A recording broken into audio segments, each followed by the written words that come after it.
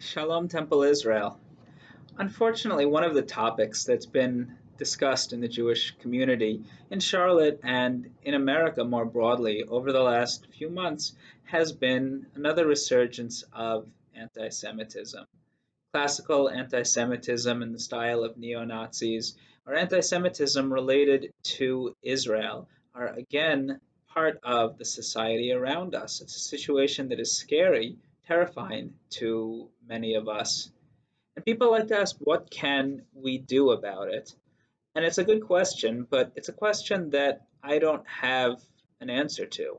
I don't know. It's a problem for us that's been around as long as there have been Jewish people. And anti Semitism takes new forms in each generation. But I did want to share a very encouraging experience that I had recently, in fact, that the temple had. A few weeks ago, we hosted a student from a Christian university whose assignment was to visit a house of worship of another culture, of another faith, and to write about it for one of her classes on counseling. And so she participated in Shabbat morning services and came to my Thursday morning Torah study. And I asked her when she was finished if she would send me the papers, the descriptions that she wrote of visiting Temple Israel, because I was curious to see what we looked like to someone who was a complete outsider, to someone who really didn't have any exposure to Jews or to Jewish practice and Jewish culture. Well, she actually sent me her papers, and I was so touched by the things that she said.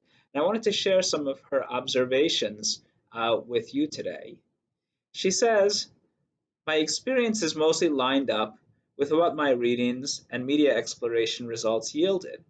I learned much in my research and was glad I had background knowledge going into my immersion activities. I did not expect to be as emotionally moved during the Shabbat service because an obvious language barrier existed.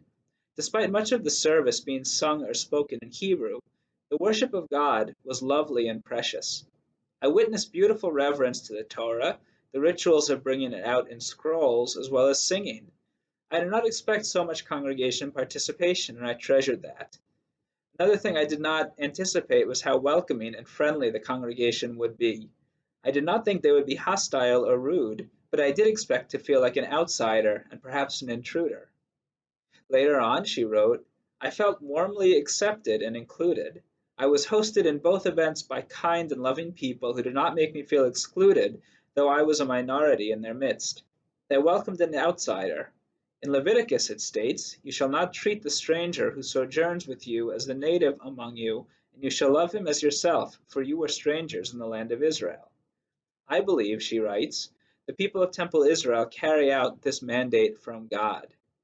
I was so touched that someone coming into our congregation with such little background had such a positive experience to the point of being moved religiously by what happens in Temple Israel.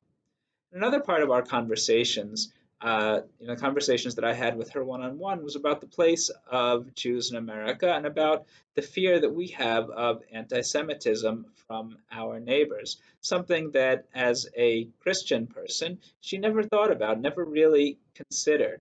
And speaking to people in Temple Israel, actually meeting Jewish people and being welcomed by them, helped her understand what Jews are feeling right now and what it's like to be a Jewish person in America. Think about these small one-on-one interactions that we have with people. She certainly came in with no hatred in her heart towards us, but I'm glad that she left Temple Israel with a very positive view of Judaism and of Jewish people more broadly. And I learned from this that it's on that each of us has a responsibility when we talk to non-Jewish friends and neighbors to remember that we are our own best ambassadors, to remember that most people out there don't come to us with hatred.